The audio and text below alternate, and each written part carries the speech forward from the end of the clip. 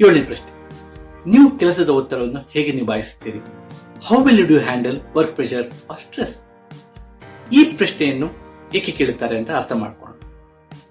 ನಿಮಗೆ ಒಂದು ಕಂಪನಿಯಲ್ಲಿ ಕೆಲಸ ಮಾಡಿದ ಅನುಭವ ಇದ್ದರೆ ನಿಮಗೆ ಗೊತ್ತಿರುತ್ತದೆ, working environment is very dynamic in nature. ಅಂದ್ರೆ ಒಂದು ಕೆಲಸ ಮಾಡುವ ಪರಿಸರ ಬಹಳ ಕ್ರಿಯಾತ್ಮಕ ಆಗಿರುತ್ತೆ, ಅಂದ್ರೆ ಡೈನಮಿಕ್ ಆಗಿರುತ್ತೆ. ಯಾಕಂದ್ರೆ ಪ್ರತಿ ಕ್ಷಣ ಅದು ಬದಲಾಗ್ತಾ ಇರುತ್ತೆ. ಉದಾಹರಣೆಗೆ ಕಸ್ಟಮರ್ ಎಸ್ಕಲೇಷನ್ ಇರ್ಬೋದು, ಆಡ್ ಆಫ್ ಮೀಟಿಂಗ್ ಇರ್ಬೋದು, ಮ್ಯಾನೇಜ್ಮೆಂಟ್ ಪ್ರೆಸೆಂಟೇಷನ್ ಇರ್ಬೋದು, ಅನ್ಪ್ಲಾನ್ಡ್ ಲೀವ್ ಇರ್ಬೋದು. ಇದರಿಂದ ಕೆಲಸದ ಒತ್ತಡ ಜಾಸ್ತಿ ಇರುತ್ತೆ. ಇದೇ ರೀತಿ ಕೆಲಸದ ಸಿಚುವೇಶನ್ ಚೇಂಜ್ ಆಗ್ತಾ ಇರುತ್ತೆ. ಸಹಜವಾಗಿ ನಿಮ್ಮ ಇಂಟರ್ವ್ಯೂರ್ ಅಂತ ಪರಿಸ್ಥಿತಿಯನ್ನು ನೀವು ಹೇಗೆ ನಿಭಾಯಿಸ್ತೀರಾ ಅಂತ ತಿಳಿದುಕೊಳ್ಳಲು ಕ್ಯೂರಿಯಸ್ ಆಗಿರ್ತಾರೆ.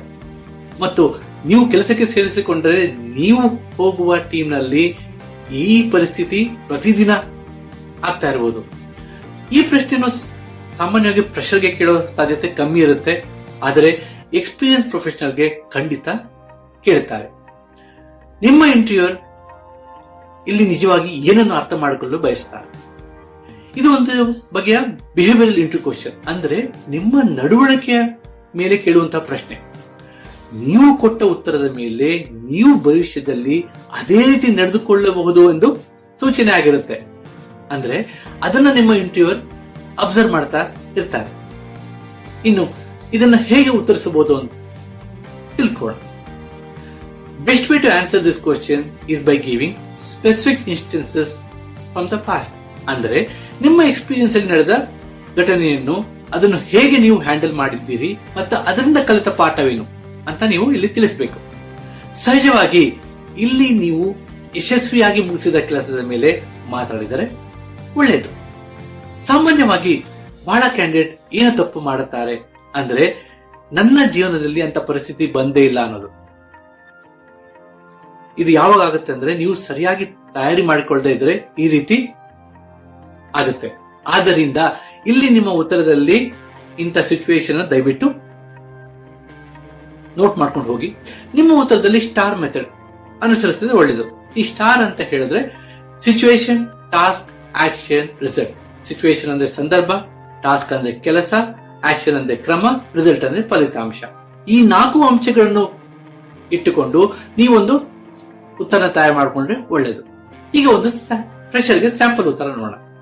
Sir, I have experienced pressure while working in a final project within the timeline. As a team, we had a lot of deliverables to work on in order to meet deadline. The pressure situation like this helped me to stay focused, motivated and do well in such situation. I did break down my task in a scheduled manner and worked out a way to execute each task one after another in a timely manner. This way, I avoid unwanted pressure. ಇಲ್ಲಿ ನಿಮ್ಮ ಉತ್ತರದಲ್ಲಿ star method ಅನುಸರಿಸುತ್ತಿದ್ದೀರಾ. Situation ಅಂದ್ರೆ ಸಂದರ್ಭ ಏನು?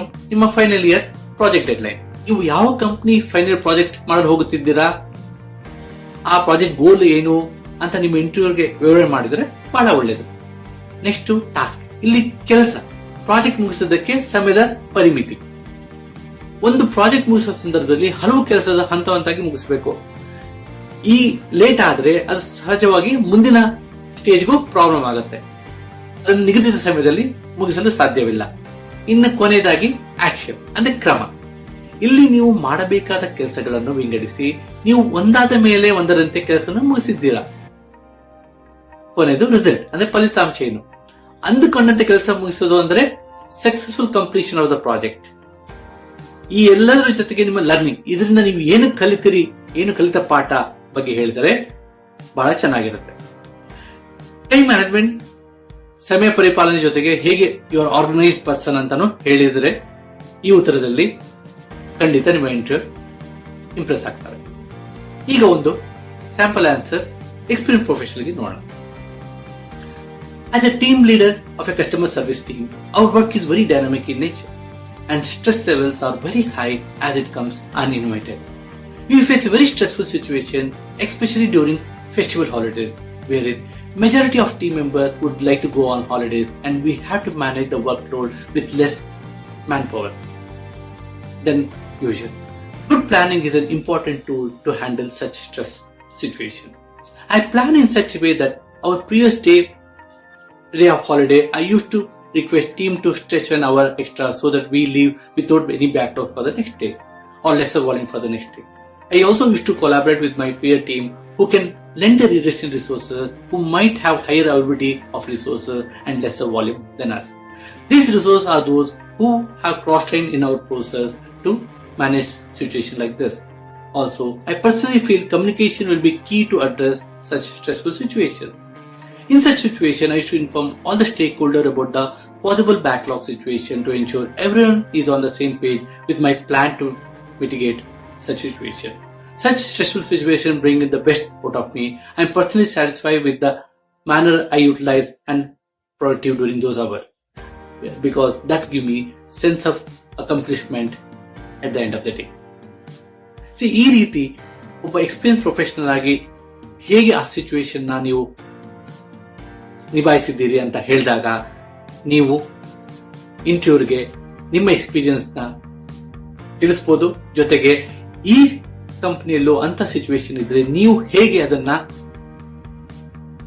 ಯಶಸ್ವಿಯಾಗಿ ಪರಿಹರಿಸ್ತೀರಾ ಅಂತ, problem ಇದೆ ಪರಿಹರಿಸ್ತೀರಾ ಅಂತ ಹೇಳ್ಬಿಟ್ಟು ನಿಮ್ಮ ಉತ್ತರದಲ್ಲಿ ಹೇಳ್ಬೋದು.